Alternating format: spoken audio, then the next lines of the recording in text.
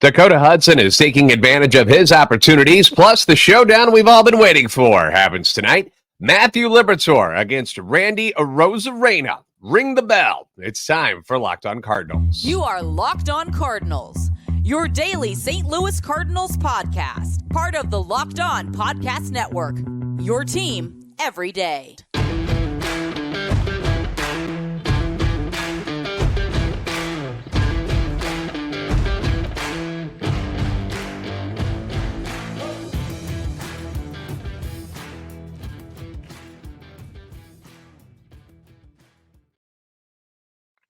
Hey there, Cardinals fans. I'm JD Haffern, and I'm a national radio sports anchor, born and raised in the Lou, and a lifetime Cardinals fan. And I'm your host for Locked On Cardinals, part of the Locked On Podcast Network, your team every day.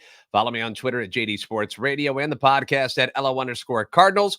Want to thank those of you who make Locked On Cardinals your first listen every day, free and available wherever you get your podcasts, iTunes, Spotify, Google Podcasts. We're all over the place. You can even find us on YouTube. If you haven't done that yet, make sure you like, subscribe, and comment. That way you're interacting with us. Hit the notification button. That way you know when the new episodes are posted. This is a show serving Cardinal Nation and giving the best fans in baseball all of the info about the birds on the bat. Today's episode brought to you by Gametime. Download the Gametime app, create an account, and use code LOCKEDONMLB for $20 off your first purchase. Last-minute tickets, lowest price, guaranteed.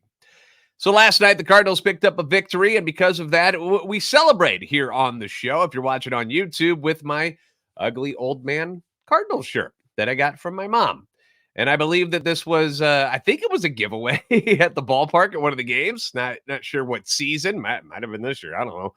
But it is hideous, kind of like the Cardinals season has been. But I will wear it proudly today after last night's win, which I really enjoyed watching last night's game. Due to the demise of this Cardinals season and how bad it's been, Dakota Hudson, who, let's be honest, labored in AAA for most of the season, is getting a chance to audition for a spot on the staff and the rotation for next year. So this is a good chance for Dakota Hudson, and he's making the most of this opportunity, essentially turning a frown upside down is what Dakota Hudson is doing here at the end of 2023. See, positive thoughts. We've got those on this show. Last night wasn't the best we've ever seen Dakota Hudson. In fact, when you look at his line, not really anything all that impressive about it. He goes 5 innings, allows 3 runs on 7 hits, 2 monster shots by Jose Siri. Another one of those Rays who just came out of nowhere and just starts mashing this season. The first one, I didn't even see it. I went to the kitchen to go grab a beverage, and I didn't see it. I heard the crack of the bat when Jose Siri connected on the pitch by Dakota Hudson, and I just knew someone had obliterated a baseball. Ended up going 429 feet to dead center field. Just a monster shot. Hudson strikes out only 2 in this game last night, but most importantly, he only walks 1 guy. Now, Hudson's biggest enemy throughout his career has been himself. Even in his best season back in 2019, and I pointed this out before, he gets 16 wins in 2019, if you remember. ERA 3.35, I think is where he was at, but he led the league in walks. Somehow, some way, he ended up with 16 wins and an ERA under 3.5, even though he led the league in walks with 86 that year. And you can say this about any pitcher, really, is if the more guys you put on base for free and you just give them base runners, the less success you are likely to have. We saw a lot of that with Jack Flaherty early on in the season. Remember, he was walking people left and right and somehow, some way would wiggle his way out of trouble, but eventually it'll catch up to you. And when he minimized the amount of walks he was giving up, more success followed. So it's not exactly rocket science. It's an easy thing to say, a little more difficult to do when you're facing big league hitters. Dakota gets you through 5 innings last night. Again, not great numbers, but think about who he was facing. Pretty decent numbers against the offensive juggernaut that is the Tampa Bay Rays. The Rays are a top 5 offensive team in all of baseball. It's not like Dakota Hudson had this line against the Oakland A's. No offense to Oakland, but they're a horrible offensive team. These are the Rays. A Rays team at home where they have scored over 300 runs this season. Only 5 teams have done that so far this year. The Rangers, who are awesome. The Braves, who are awesome. the Cubs, who have been very good in the second half of the season, and then the Red Sox. So before you pour cold water on his start and go, oh, he really wasn't that good, remember who he was up against. And then go, oh, well, that's not too shabby, actually, when you go up against an offense that the Rays possess. Now, the bullpen, bravo. Bravo to the bullpen. Gives up one solo missile by Wander Franco. And when I say missile, that's exactly what it was. Hit that off Drew Verhagen. No cheapie, 448 feet away. But outside of that, 4 innings, 6 strikeouts, no walks, 2 total hits, which included the home run. And our new king of the pen, Mr. John King, how about him? Throws another shutout inning. He's now thrown 3 scoreless innings since coming over from the Rangers. And then how about JoJo Romero? JoJo Romero, I owe him an apology. I'll eat crow for this one. I was someone who was not completely sold on JoJo Romero. I wasn't. I mean, he wasn't really with the team all that much until July. And since then, outstanding. Outstanding. Since July 4th, JoJo Romero, 13 appearances. He's thrown 17 and a third innings, allowed 7 runs, only 6 of those earned on 12 hits, 23 strikeouts, and only 3 walks. The ERA, 3.12. We know how that could be misconstrued when you're a reliever, but opponents can't misconstrue this. 188 batting average against JoJo Romero right now. That's getting it done. That's getting it done. And to make him look even cooler, let me shave it down even more. Last 4 appearances, he struck out 11 hitters over 5 and a third, hasn't allowed any runs. Giovanni Gallegos comes in. We get lucky. We get the good Gio. Takes the 9th. Gets his 9th save of the season. Offensively, the Cardinals were able to pound out 6 runs on 9 hits. They did get the solo home run from Lars Nootbaar, but for the most part, and this was something that I really enjoyed last night, was the fact that they weren't relying on the home run to score. They actually did it playing a little bit of small ball. They went for 3 for 7 with runners in scoring position. I particularly like the sequence for the first run of the game. You get the single by Gorman, a double by Walker, and then Alec Burleson comes up and does what Alec Burleson does for the most part, and that is put the ball in play. He does not strike out a lot, which is a great attribute of his. Puts it in play, gets the run in. Gorman scores. Also, enjoyed the Nootbaar stolen base in the 3rd inning. The team's down 2-1 at the time. Nootbaar's on second base, notices that this pitcher's not really paying attention to me, and just takes 3rd base. Wonderful. Which then leads to a run because Nolan Arenado, with the infield in, hits a little dribbler between short and third. And I had to look it up because I was just curious because, we're always obsessed with launch angles and exit velo. On that RBI single by Nolan Arenado, he had a launch angle of -24 and an exit velo of 78.1. Not exactly a rocket shot through the hole there. But because the infield was in, because Nootbaar had just stolen 3rd base, it works. Small ball at its best. Just a really strong game all around for the team. I just thoroughly enjoyed watching last night's game. It was a lot of fun to watch. It was a great baseball game. Tonight, we get the showdown between Matthew Liberatore and Randy Arozarena. We're going to talk about that next, and a monster debut for one of the newest Cardinals that was acquired at the trade deadline. So stick around for that. Buying tickets to your favorite events should not be stressful. Gametime. Gametime. If you guys haven't done this yet, download it. It's the fast and easy way to buy tickets for all of your favorite sporting events. We've got NFL preseason, which is kicking off all over the country. You've got college football coming up. Obviously, baseball still in full effect. You got music, comedy, theater, all of the stuff, all your favorite events near you. Gametime has got the tickets too. Great deals on last-minute tickets and their best price guarantee, so you can stop stressing over how you're going to get your hands on some tickets and start getting excited about the event you're going to. You don't have to plan months in advance. Gametime has deals on tickets right up to the day of the event. They've got those cool flash deals on tickets for all of your sports, your concerts, your comedy, your theater, giving you some discounts there. They've also got the Gametime guarantee, which means you'll always get the best price. I know some people might be a little leery about buying tickets online. Some people still question, are they real tickets? Yeah, Gametime's got you covered. And if you find tickets in the same section in a row for less, Gametime will credit you 110% of the difference. They're sent directly to your phone. It's just that easy, guys. It's a simple thing to do. Download the Gametime app, create an account, use the code LOCKEDONMLB, get $20 off your first purchase.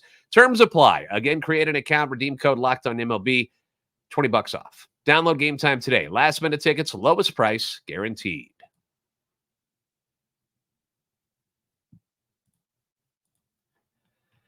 The Cardinals battle the Rays tonight. You can catch every pitch of the Cardinals' hometown broadcast with SiriusXM on the SXM app. Just search Cardinals. Again, thank you to my everydayers for making Locked On Cardinals your first listen every day. Comments are always welcome. You leave them on YouTube below the videos, or you hit me up on Twitter if you want to. Either way, it'll get to me. Your feedback is always welcome and encouraged. Tonight's matchup between Matthew Liberatore and Randy Arozarena. Okay, so it's not exactly Ali Frazier or Tyson Holyfield, or for my wrestling geeks out there, because I'm one of them too, Shawn Michaels versus The Undertaker, Hogan versus Andre the Giant. Okay, it's not anything like that, but it's got a little bit of drama to it, more on the Cardinals side than on the Rays side. So let me put my best Don King hat on here and get you excited about it, because if you remember, and I would venture to say that 99% of you do, the trade between the Cardinals and the Rays, it's been well documented, right? I talked about it earlier this week already on Tuesday's show. 2020, the Cardinals trade Jose Martinez and Randy Arozarena plus a supplemental pick to the Rays for their first-round pick, Matthew Liberatore, minor league catcher Edgardo. I think it's Edgardo or Eduardo, one of the two. Eduardo, one of the two. Martinez, he didn't do much anyway, so don't worry about it. And then another supplemental pick, which the Cardinals ended up using to draft top prospect Tim Kent. So let's not forget about that. But the trade has been lopsided for the Rays since it went down. You know, Randy Arozarena has gone on to become a star, while Matthew Liberatore has continued to develop in the minor leagues for the Cardinals. At the same time, think about the ages when you talk about this trade. Think about the age difference that went on here. First off, the guy the Rays wanted was Jose Martinez, and Randy Arozarena just happened to be part of the deal. That wasn't even the main target, which is the crazy part about that trade, right? So Randy Arozarena, 25 at the time of that trade. Matthew Liberatore got drafted out of high school, so he was only 20 years old when this trade went down. So it makes sense that Arozarena would have, a more immediate impact on the Rays team as opposed to what Matthew Liberatore would be doing. You know, nobody knew it was going to be this big for Randy Arozarena, but it made sense that at the age of 25, he would have an impact on the Rays roster right away. Now, Liberatore spoke to STLtoday.com's Derek Gould about the deal, saying it happened like in 15 minutes from the moment I found out that it was going to be a possibility to the deal being done and never talking to the Rays again. And then I was just happy Nolan Gorman and I were going to be able to live out literally what we talked about as children growing up. That was my first text after it happened. We're playing together again. That overshadowed whatever pain or confusion came from the trade. In case you didn't know, Nolan Gorman and Matthew Liberatore were friends growing up. Obviously talked about, hey, one day we get to the show and we could play together. And that dream came true.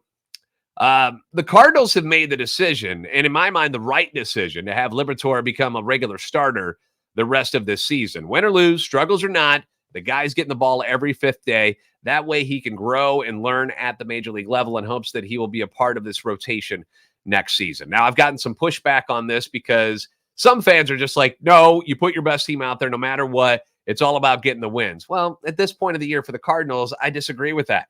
Obviously, you want to win baseball games, but at the same point, you need to start preparing for the future, and more specifically 2024. And will Matthew Liberatore be a part of that future next year? You're hoping so. You're hoping so because you need starting pitching very, very badly, and you need somebody to go into the bullpen as well. So whatever the role is, we assume it's going to be a starter. That's what you want to start preparing Matthew Liberatore for. Now, manager Ollie Marmol spoke with Derek Gould as well, saying, I feel like we're starting to unlock something with him that could pay off big time, and it's starting to take shape with the combination of stuff he's doing with his side work and in the weight room. The combination of those two things could lead to, even in the near future, like soon, some increase in velo and him being able to sustain that over an entire outing. We're doing some things in there that can be super positive. Now, the velo thing that they're talking about here, or Ollie, I shouldn't say they, but that Ollie is talking about here is, and Gould points this out in the article as well, they're trying to get him to maintain throughout his start throwing 94, 95, 96.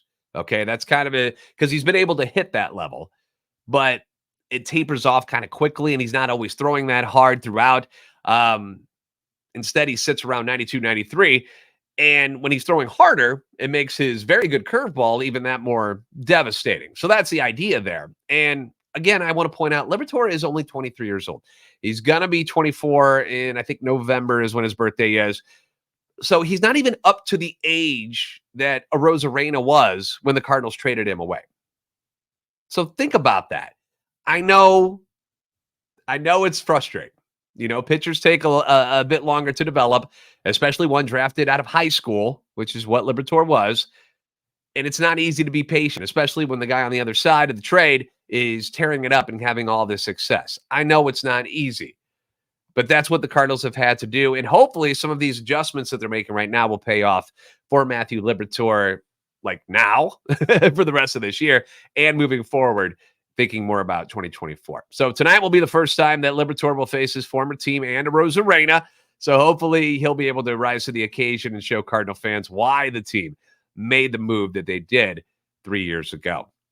Now, one move that the team did make just like trade deadline just happened, just went down last week, was trading away Jack Flaherty. Traded him to the Baltimore Orioles in exchange for 3 prospects who have all gotten off to very good starts with the Cardinals organization. One of them was pitcher Drew Rom, who made his debut last night for AAA Memphis, and he did not disappoint. I'm going to tell you how things went for him next on Locked On Cardinals.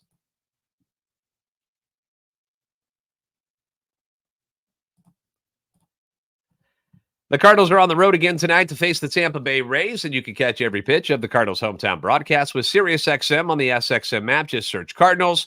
Let's take you back a week ago when the Cardinals dealt Jack Flaherty to Baltimore on Tuesday, day of the trade deadline. The trade was praised by many as a good deal for both sides. Some fans were hopeful that that the Cardinals would be able to get somebody that would make an immediate impact on the rotation right away. That's what they were hoping for. I never expected that. When you got rid of these rental players like Jordan Montgomery and Paul DeYoung and Jordan Hicks and Jack Flaherty, people weren't going to trade you top 5 prospects to get those guys because they're rentals and they may not be with the team next year. So what the Orioles gave up to get Jack Flaherty, I deemed pretty fair. I thought it wasn't too bad. The Orioles got a strong addition to their rotation because it's a trade that's worked out for both sides so far. They get Jack Flaherty, makes their rotation stronger as they continue to push to win the AL East, while the Cardinals netted 3 prospects, 2 of them in the top 20 of the vaunted Baltimore system that many ranked as the number 1 farm system coming into the season in Major League Baseball. And so far, things have worked out for both sides. Flaherty was great in his first start. Last night, got his second one, was strong again despite taking the loss against the Astros, but pitched pretty good. For the Cardinals, 19-year-old Zach Showalter, who might be the hidden jewel in all of this, had a nice 1-inning appearance for Palm Beach. Cesar Prieto, he's at Memphis, goes 2 for 5 last night, 2 runs scored, and in 5 games since joining the Memphis Redbirds, is hitting .333 with 1 home run, 5 RBIs, and 5 runs scored. And then last but not least, left-handed pitcher Drew Rom. I don't know why it took so long for Rom to get to Memphis or why it took so long for him to make his first start, but I don't care because he made his debut last night with Memphis and put on an absolute show. He was awesome. In 5 innings, let me get you a little picture of Drew Rom up there wearing the Cardinal cap. There he is. In 5 innings, he strikes out 10, allows just 2 runs on 1 hit.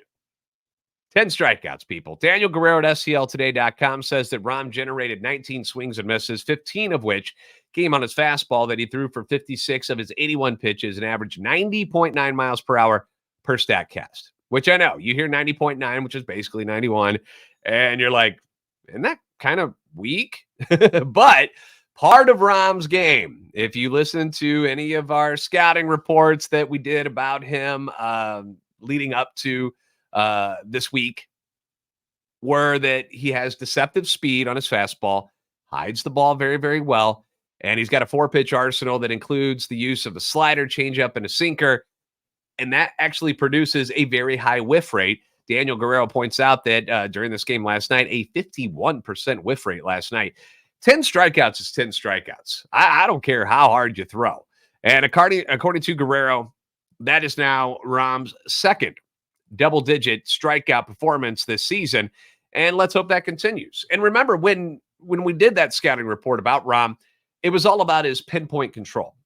And that until this year, he hadn't had many control issues and showed a lot of strikeout potential, despite not being one of these guys who throws 98, 99, which seems pretty normal these days. 2021, Rahm had 120 Ks in 107 and 2/3 innings, so that's 10 Ks per 9 average. 2022, that bumps up. 144 Ks in 120 innings, 10.8 Ks per 9 average. This year, he's got 110 Ks in 91 innings, 10.9 Ks per 9, but the walks, again, that's been the problem for him so far this year. They've been up a tick. He's up to 4.7 per 9. But the Ks, the strikeouts, they have been there. And it's not like he's throwing less hard than he was before. This is just kind of who he is. Again, you don't always have to throw triple digits to strike people out. And he's been able to do it throughout his career in the minor leagues. Will that continue? If and when he gets to the major leagues one day, you sure hope so.